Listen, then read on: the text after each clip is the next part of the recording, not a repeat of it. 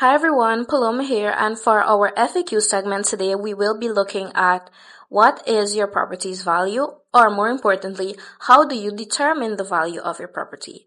So determining the value of your property is not something that is straightforward.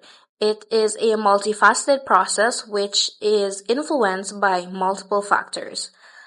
We will be diving deeper into this topic come next year, so you guys should look out for that. But for now, I will give you a little overview of the elements you should consider when placing your property's value.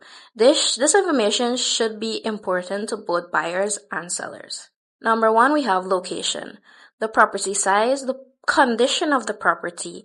You should consider any upgrades that have been made to the property along the way, the accessibility, and the overall character of the neighborhood.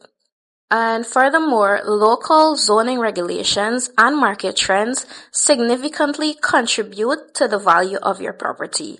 Stay tuned for a detailed exploration on this topic.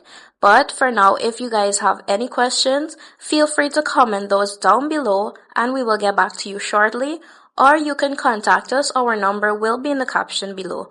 Or visit our website. It is www.phoenixrealty.gy.